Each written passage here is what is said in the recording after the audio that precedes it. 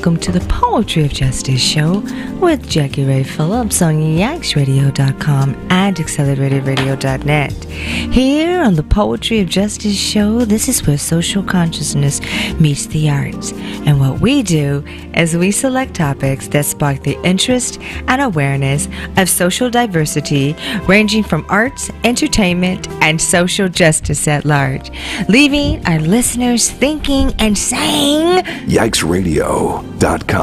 Thank you, Rashid. Those are the sultry sounds of my mentor, the Mr. Kevin Ash. And I always like to give Kevin a very special shout out, because if it wasn't for Kevin and his brainchild here at Accelerated Radio, it would be impossible for me to do what I so love to do here on the Poetry of Justice show on Saturday nights. Ladies and gentlemen, I also like to give a very special shout out to my sister here, Lori G The Benefactor. How are you doing tonight, Lori G? You doing great? Very excited. Awesome sauce. It's so good to have you in the house tonight. And then I'd like to give a very special shout out to G Babies Catering Incorporated LLC. G Babies LLC, ladies and gentlemen. You want to find Chef Macario, you can find him on Instagram at GBABBIES ladies and gentlemen. So please go on ahead and check him out. And then I'd like to give a very special shout out to our sponsorship here, which is WMPJ Steelworks. We call him the man of steel around these parts here in the Poetry of Justice show.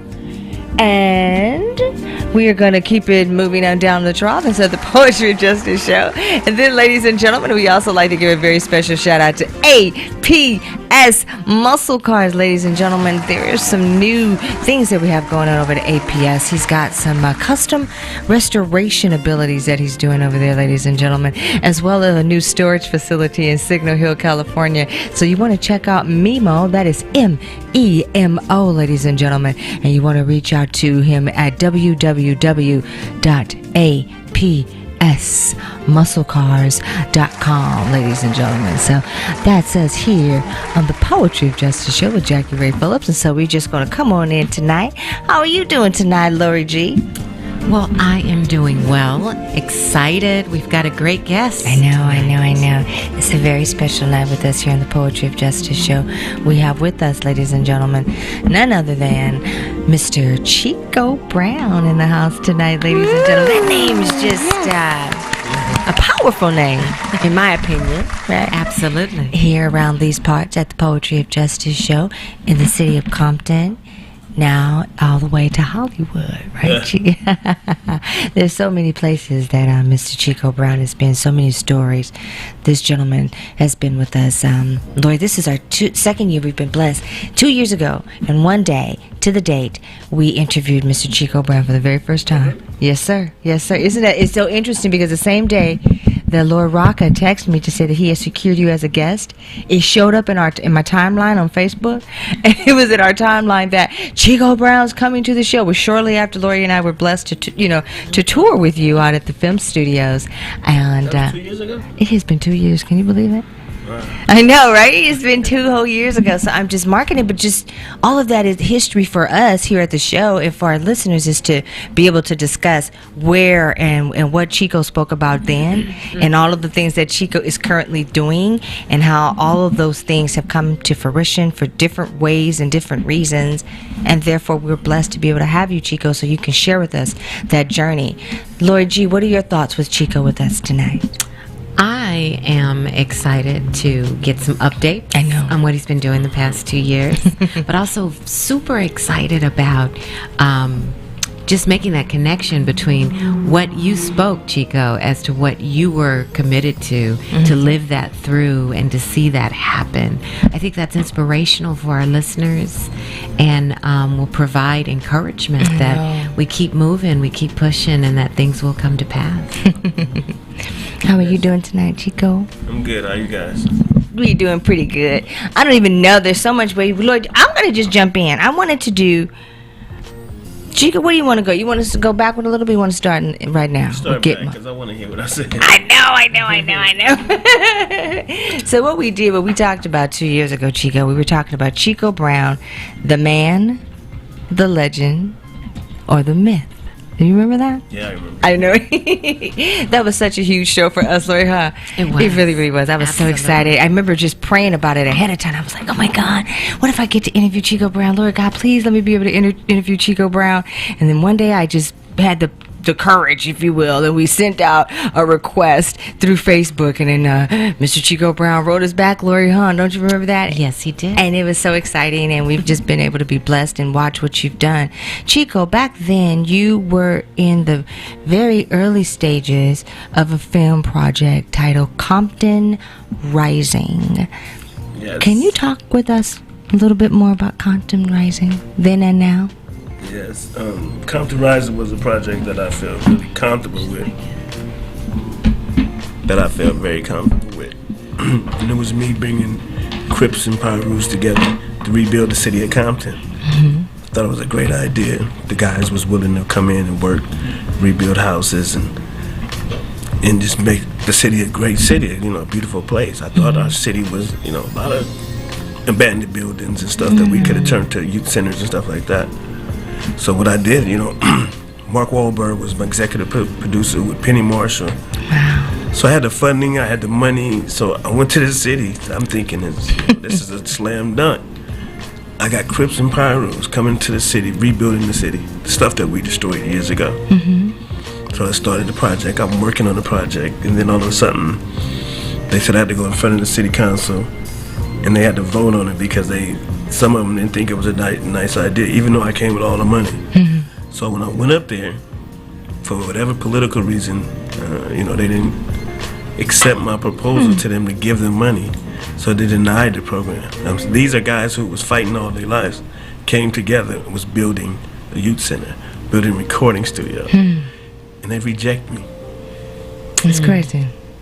I remember. Yeah, so when they reject me, I felt upset, mad. I really felt more mad because the guys wouldn't continue to work no more. It was like, not only was it we was doing the construction, but it became the TV show. The TV show was going to let the world know that Crips and Pyrus can get together. Yes. They don't have to fight and kill each other. So that was my main purpose of doing it. And once we did it in Compton, we was going to take it around the world. But our city council voted me down. And when people watched it, like, why? Why did they do that? And I didn't ask them for the money. All I asked them was to give me the building that was abandoned, so I can come in there and build youth center, build recording studios, and build libraries, whatever it was. Yes. That was like a low part of my life, and the guys that went here, because I hired like 20 Crips and Pyrus, 10 Crips and 10 Pyrus that worked on the film, worked behind the film, everything, every aspect, security and everything. Chico, 2100. How did you turn that around to a place where you are now bridging the communities, bridging the red and blue colors together? How important was that for you? Because first, when Mayor Brown came to the city, she reached out to me and asked me could I help her with the gang prevention. And so we started the program called Compton Empowered. That was our first step. The Compton Empowered was like 4 of us at first, and it turned into over 1,500 of us. We all got together. We used to meet every Tuesday and Thursday and just discuss all the problems that was going on. That program was a great success. But again, the city didn't approve what we were doing. Sometimes you can do all well, but some people don't want you to do well. No, they don't.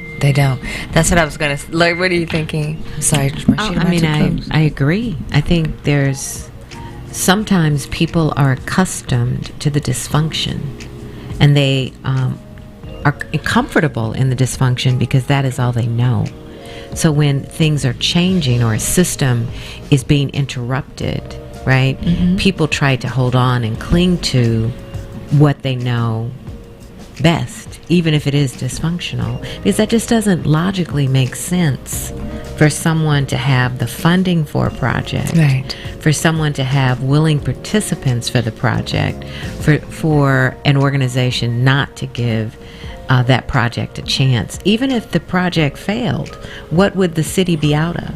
It would have no loss, right? Right, exactly. For me, it was like, I had a deal with Netflix. Like, I didn't go in there with the idea of having a film production deal. I went in there, when I went to Mark Wahlberg, Mark suggested, like, what if we take this project to Netflix or Amazon or something? the world can see the work that you guys are doing. So I thought it was a great idea. So that was our whole intention, to let everybody see that Compton, the gang culture, these guys are getting along, Crips and Bloods. They killed each other, they shot each other. Right. Walking down the street hugging. And that film was going to show that. It was going to show it all the way from the beginning, the first Crip, the first Pirate, all the way down to the youngsters. I mean, it was a great idea, and it's still a great idea. The film is still there. Well, that haven't stopped. We still doing the work. The guys still working with me. But I just wanted the world to see that these guys can get along. We all can get along. Right. How did your passion for film create, what you would say, and cinema? I got into the film business because of Penny Marshall. Penny was like one of my best friends, if not my best friend. She helped me. She guided me to get out of that game, the drug game, and to be successful in a different kind of way. And you can make the same kind of money as well. That was my inspiration, Penny Marshall. I see the photographs, and I can see the passion in your eyes when you speak of her, as well as the photographs that you have. They seem like absolutely priceless. You know what I mean? Like, just amazing photos. What you gonna say, Chico? No, I was just thinking about that because then she introduced me to the Mark Wahlbergs and the Brad Pitts. She opened that lane for me. Your confidence is just astounding. Do you get that a lot? No, this is what I get a lot. Like, for me, it was always like, I was always blessed to move forward, whatever the condition may be. I know that I will make it a way, whatever it is. Even when I was selling drugs, I was always making a way. When me and Freeway Rick, who's my co-defendant, when we got in trouble, I always knew I was going to get out. I knew I was going to open youth centers. I knew I was going to be in the film. I already had a plan. Every step of my life, I know. Isn't that beautiful? Teach me. I need to know. You know what I'm saying? But I know. I see. Look, you got it up, huh? And look, I see it on the clip. No, but what I was gonna say is, I pull on that energy sometimes when I want to say, Chico, because we can all go back and forth, but it takes a lot of heart to do what you do and what you have done, and the developments. I'm just gonna put it out there. This is our second show, Lori, and the first show we did, we were very teetery and very cautious, and I'm still gonna be a lady, and but I'm gonna be honest too. So Chico, back then I caught a lot of heat. So did you hear? You never knew about that I caught a little sidebar heat about having you on our show. Yeah. I'm sure. Yeah. So I didn't really give a SH. You know what? Actually, it made it even much more exciting. What, Lori G? Don't look at me like that. No. I'm saying that I never understood that, because that's the definition of journalism, isn't it? If you're going to be a journalist, you're not going to report through the vein of, friendships or alliances or those types of things. You're going to report through what's happening currently in your community, people who are making an impact, right? And you want both sides of any particular argument, project, discussion. So, But then, when people hate on you, that means you got something going. You got something going. And my mama used to tell us that, Chico. She goes, when they not talking about you, saying so, that's when you need to be concerned about it. But it was so interesting. I couldn't wait to do it. We put the picture up. I put the picture up. I mean to tell you, we had just got home from your studios. Lori and I got back to my house. We in Long Beach, right? So I, boom, post. I mean to tell you, Chico, it was not even 5 minutes later, my telephone is ringing. I'm like, oh, snap, here we go. So I pick up the phone, and I saw your post, and I'm meaning to tell me you gonna have him on your show, and I can't believe. Why you can't believe it? Why you can't believe I'm having him on my... Do you know what he did to me? No. I don't know what he did to you. We did something to you. What you mean he did something to you? What did he do to you? You ain't heard? You didn't see it? No, I ain't seen nothing. I don't know what you talking about. Oh, well, I just cannot believe that you just have him on my show. This one in the background talking about, because I had it on speaker. Lori G goes, just let them know that it is great journalism. It is. And I just said just that. My sissy said it's great journalism. So if you have any, I just want to know, when am I going to be able to come on the show? When am I going to be able to come on the show and tell my story? What makes you think that the time that I'm spending with Chico Brown is going to be about you? Like, what made them think that, Lola? People, I think, well, not all people, but there's an element of human nature, right, that thrives on narcissism. Okay. So that we, not we are humans. Some humans think or see the world through their lens, which focuses on themselves. Some people are very self-serving. Other people serve others, right? Right. And it sounds like, Chico, you are definitely a person who serves others. I know. It seems like you really want really good things for our city, and that's what my heart goes out to. You know what I'm saying? And that's the story. I mean, POJ has shaped itself into, we believe, a beacon of light for our community to shed awareness on the levels of positivity. Right. I mean, we all grew up in Compton, right? Yeah. And everything that comes out of it, not everything, but the media focus of things that come out of it tend to promote and glorify the negativity. Right. And you don't hear the positivity, the positive individuals, the positive impact. So I think stories like yours have to be sung. They have to be told. I mean, that's monumental that you got the Bloods and the Crips to come together and agree and work on a project. In our city. It was a great thing. Like, still today we talk about it. Like, if that would have went on, and if everybody in the world would have saw the work we were doing, like not just painting houses, we rebuilt, we built studios, we built youth centers, but nobody got to see what we was doing. From day one when I came home in 2001, I started, open up youth centers, Compton, Watts, and South Central. But they helped Mark Wahlberg and Penny and them. They helped me raise the money to continue it. And so my whole thing was like, I had all the youth programs, and I got so many kids that's in college, kids that's in the NBA, kids that's in the NFL that went through my program. That's why I was telling you the kid that coming up here today, he was one of them. So for me, it was just, when I came back, like, okay, this is what we're going to do. We'll make sure everybody don't get in the same situation, the same trouble that I got myself into. Because, I was young, so I didn't know better. So now I don't have an excuse to say I didn't know better. I know better. Right. And so if you know better, you do better. That's true. So that was my whole situation. And the guys who the Crips and the Bibles, we talking about OGs from the beginning. When we started this program with just 4 of us, we had a baseball game at Compton College. There's over 2,500 Crips and Bloods hugging. Wow. Like getting together like something nobody never seen. We get a call from Obama and everybody. Wow. That this movement was strong. And then, the city promised them jobs, the city did this, and none of that happened. So, that was like a solid put. I'm like, dang.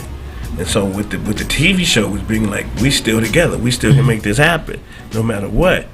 And so when I went up there to the city council, nowhere in my mind I thought that they would reject this program. When I told them, I stood up and said, I don't need no money from you. I'm gonna bring the money to the city.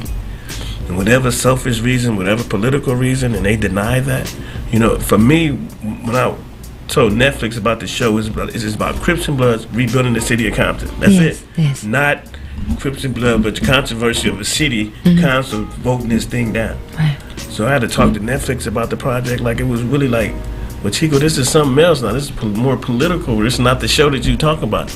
And so Netflix ended up like dropping the show. Wow. So that's what happened. That's what happened to Compton Rising. They dropped it, and then from Mark Wahlberg picked it back up with me. But that simple thing that they did to me, the show would have been out 2 or 3 years ago. Right. The world would have seen that we getting along, and the incidents that went on in this show, the whole gunplay, the whole just the dudes crying, just showing the emotions and being real and talking about shooting, getting shot, and all that stuff. So nobody got to see that but me, the footage. So it was like, wow. Just for some political reason, and everybody that voted against that thing, every last one of them, when that thing hit CNN, she got recalled or didn't win. The next lady, she's out, and then the other guy getting some charges against him. So all three of them, are gone. Yeah. Because they were trying to, they political reason, like they had the 3 votes. The 3 people who had the 3 votes are all gone from the city council. Yeah. Because you can't, there's can't some keep the righteous down. There's that controversy there with Galvan and Hub City Dre.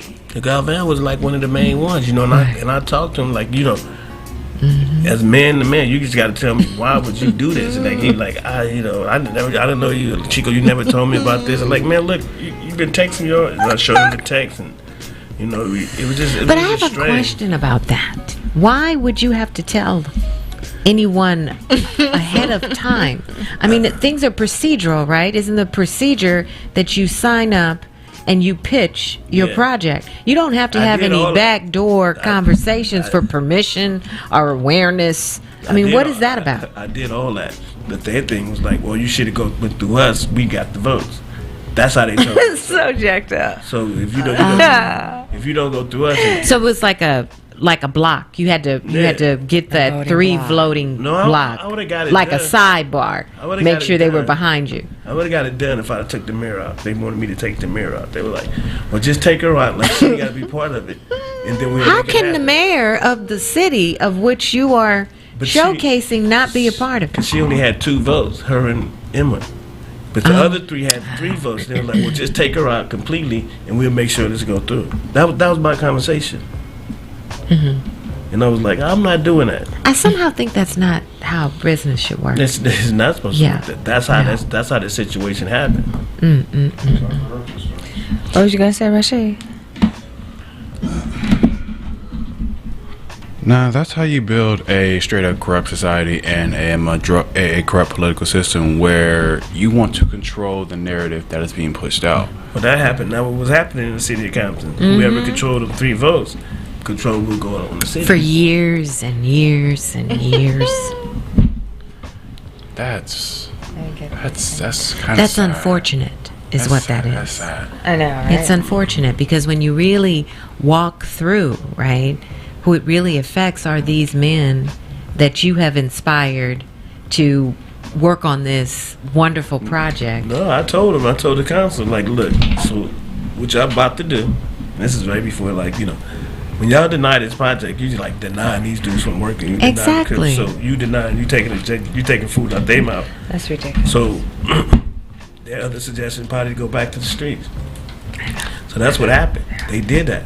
2 days later, like, the program had stopped because they was funding the program. I was able to pay them through the fund. Mm-hmm. So then Corona came. You know, it was all. It's just like a one, like bam, bam, bam. It was like went bad. But the guys right now, you know, still focused on Chico. Whenever the show come back, I'm in.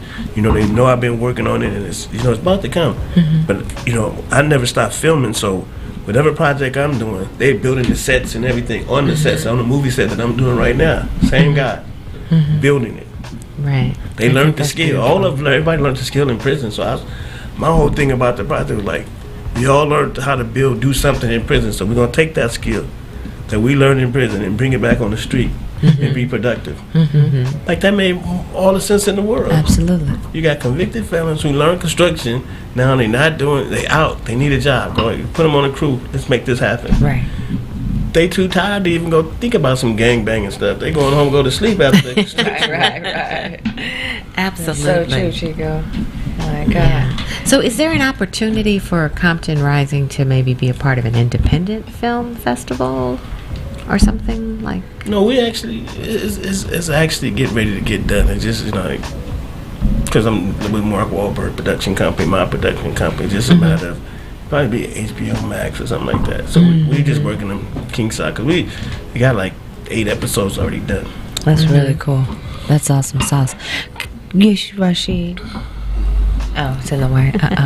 Sorry about that. We got some camera issues. So, you know what, Rashid? I want to pull up. Can we pull up Compton Rising? What do you think we want to pull up first? What do you have for us in way of Mr. Chico Brown's time with us? Okay. Well, I'm guessing a clip. Okay. From the interview that you did 2 years ago, September 7th, 2019. Okay. Yes, sir. I'm not sure as far as like timestamps, but okay. I got something even better. I got the trailer for you. Oh, good. Let's do it. Let's do it. Right. Let's do it. Let's do it. Let's dance. Let's dance. You can see the trailer. Let's do it. Let's dance. Yeah, Rashid, you could just drop us some little music in the meantime and in between time. Get a little smooth groove going on. Let's just set the atmosphere, get our minds right up. Yeah. Feels good. Yeah. There we go. Feels real good to me. I think so. Compton's Rising in the house tonight, ladies and gentlemen. It's a Poetry of Justice show. Jackie Ray Phillips, yaxradio.com and acceleratedраdio.net. You want to catch us every Saturday night, ladies and gentlemen. We got Mr. Chico Brown in the house. We've got Lori G The Benefactor. And, of course, the amazing engineer. We've got Rashid. So this is Saturday night. This is what we do. 6 o'clock to 8 o'clock p.m. Pacific Standard Time, guys. So we've got Compton in the house, and we're just having a really good time. We've got the amazing Chico Brown. This gentleman is now so many monikers: an actor, filmmaker, cinematographer, entrepreneur, producer, money maker, money getter. You know it is Chico Brown, ladies and gentlemen. Plays no games. A plethora of growth, careers. I don't know. It's just a whole lot. You know, I just want you to say Google him, guys. That's what I say. Exactly. Google Chico Brown. I mean, you know what I'm saying? I love it. So many different things. Filmmaker. I love that. And anyway, Rashid, I'll give it to you. All right, give me about 10 seconds. Our listeners are in for a treat. And is this the trailer for Compton Rising, Chico? Yes. Awesome sauce. I'm gonna send it out. I'm sending it our live link right now, ladies and gentlemen. You want to catch us while you're listening to us on Accelerator. You actually still want to check out our live stream on Poetry of Justice show, YouTube.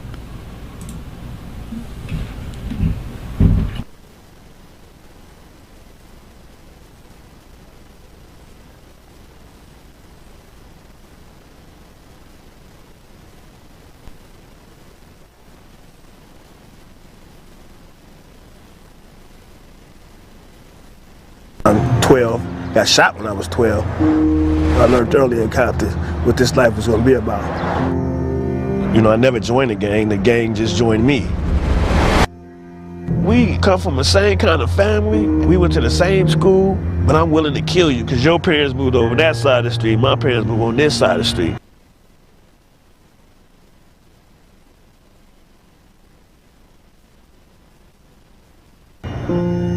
You know, this is the early 80s. You know, you're making a lot of money, but you don't know the envy's becoming crackhead, people dying. Crack cocaine destroyed our community.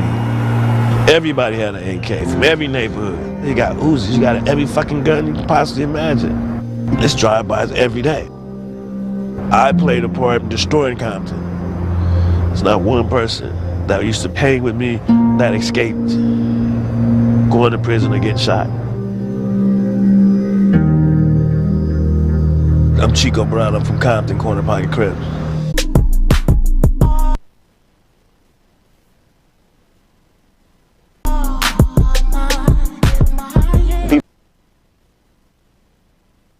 People are not invested in seeing Compton as a human place. They're invested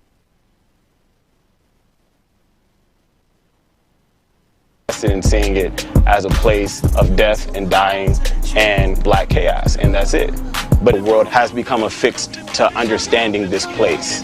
Where others might look at, this place is dangerous, it's got a reputation, I look at a fertile blossom. Compton is the motherland, it's the home turf.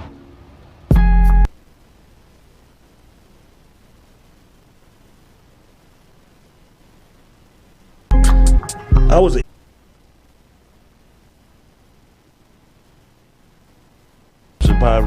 we don't have to kill each other in the street. There gotta be a way where we can come together and start working together. And we can do that, we can solve a lot of the problems that's going on. Everybody's name on here is dead. I don't want to see your name on this wall, man. I have $500,000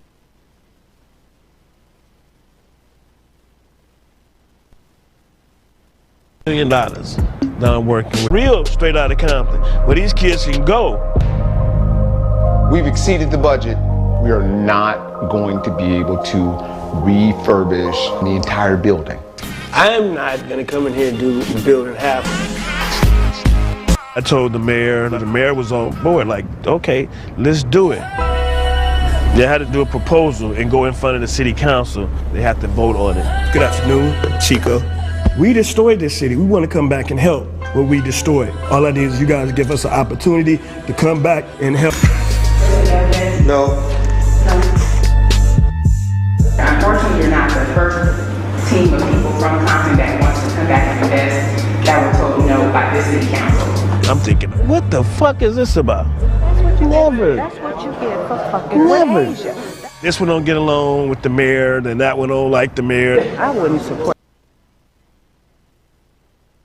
That's a yikesradio.com moment, ladies and gentlemen. Oh, man, we were ready to get back to work, despite all the setbacks.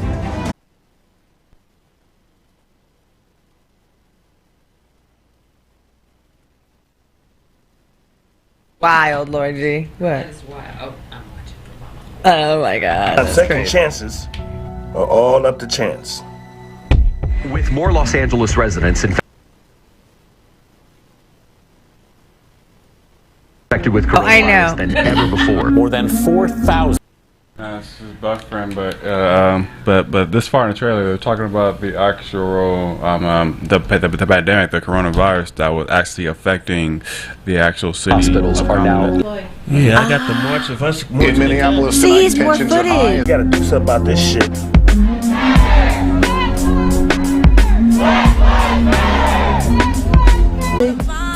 I'm thinking about running for city council. I said if the war's gonna keep us apart,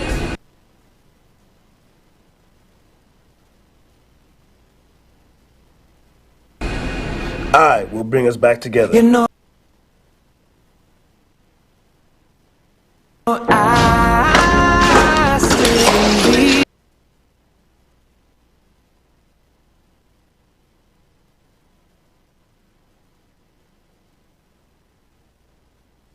Awesome. Here, the Poetry of Justice show. A lot of activity. Let me just turn this around and speak to our listeners. Hey.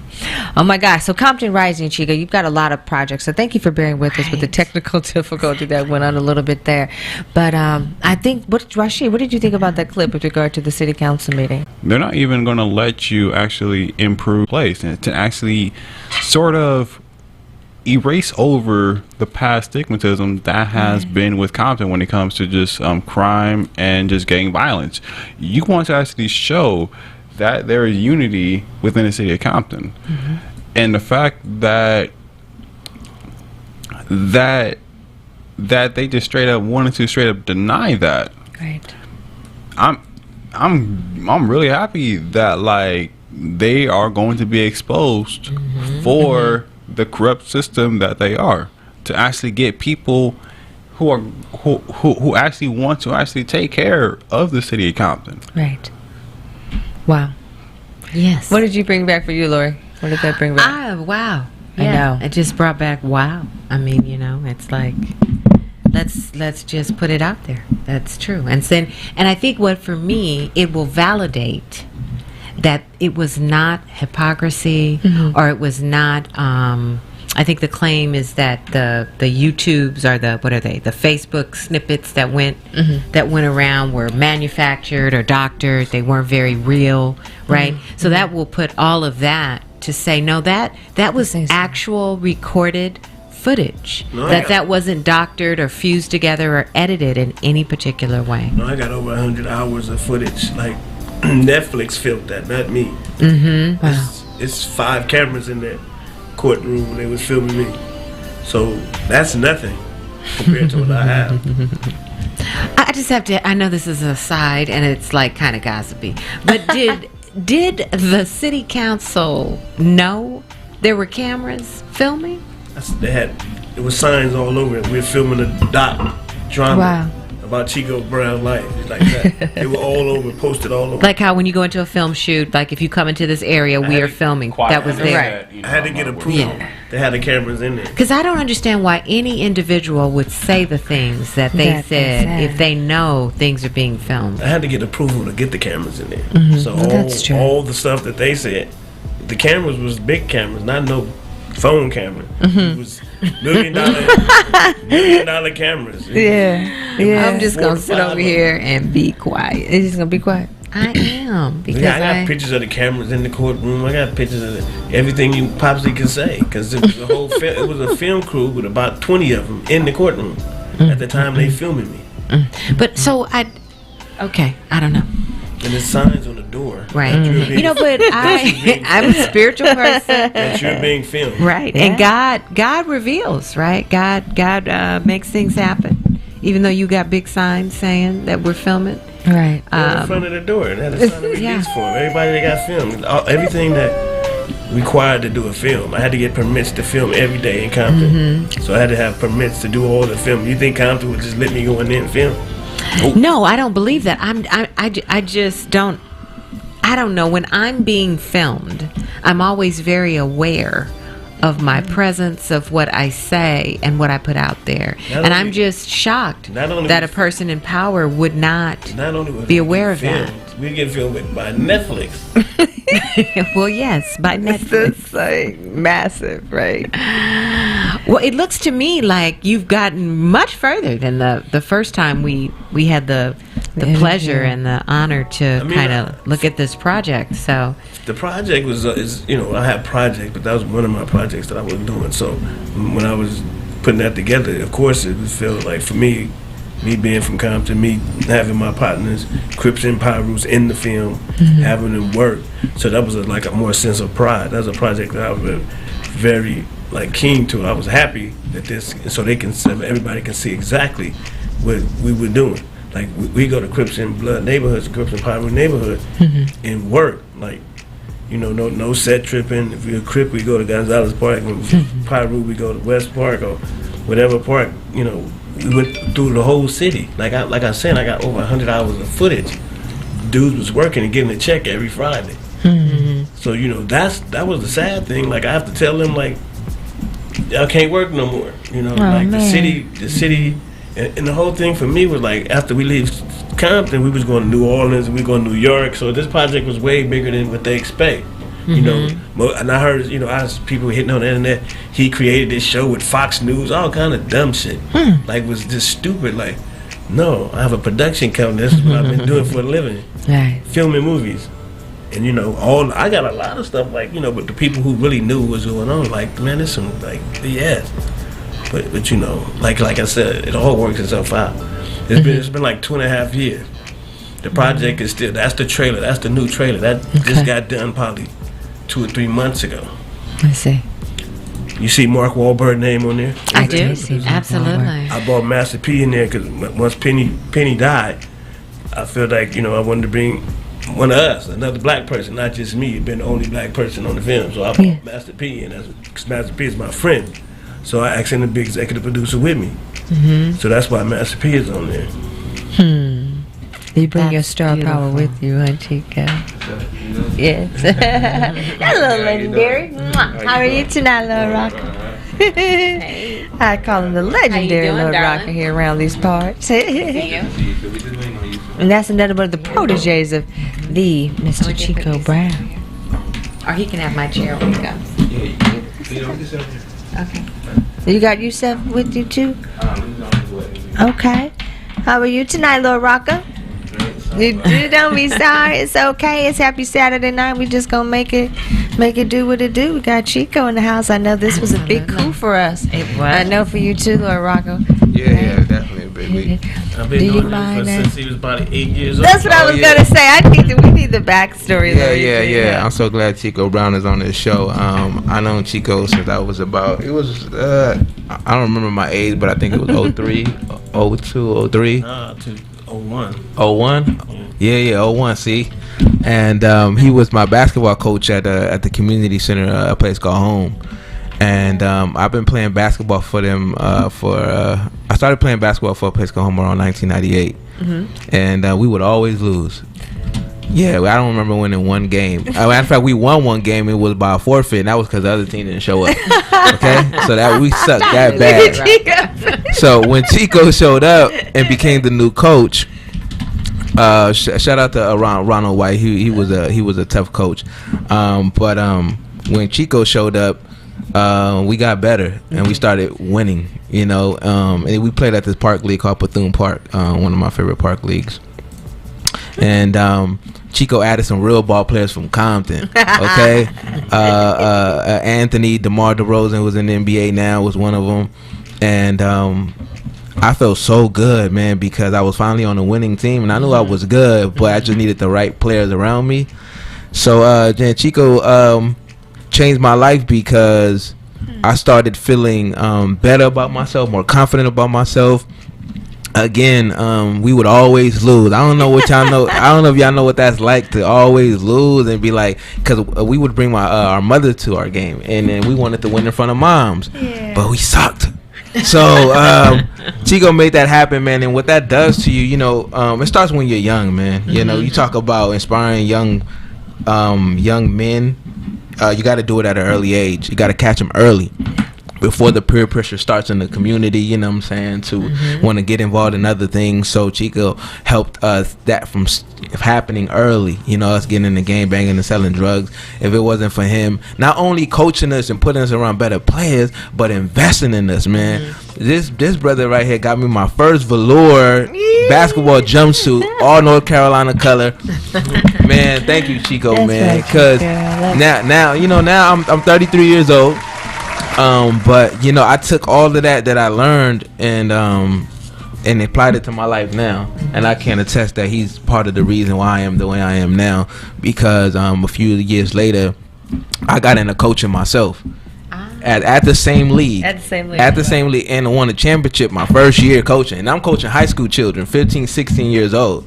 Okay, but that came from, again, men like Chico Brown coaching me, being hard on me. He made me earn everything I had.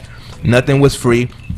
Though we got the uniforms and stuff was free, the shoes was free, but it was because, you know, he said, y'all gonna bust y'all butts, and then I'm gonna make this happen for y'all. So it wasn't until we started winning and started working together when we got all the nice things and stuff like that. So he taught me that, and I applied that same pressure on my teammates, on my players, and we did good. So Chico Brown's a hell of a man. Thank you, brother. I appreciate it, man. What Lord Roka, if you don't mind, because we just went with the flow, but what made you select Lord Roka? Lord Roka, what made you select Chico? You know, I follow him on Facebook, and I was like, man, he'd just be a great fit for the show.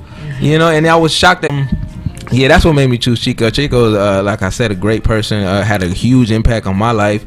And in other men's life, we got Yusef from Salam Nation in the building. So another combo. You know, and I just I'm glad.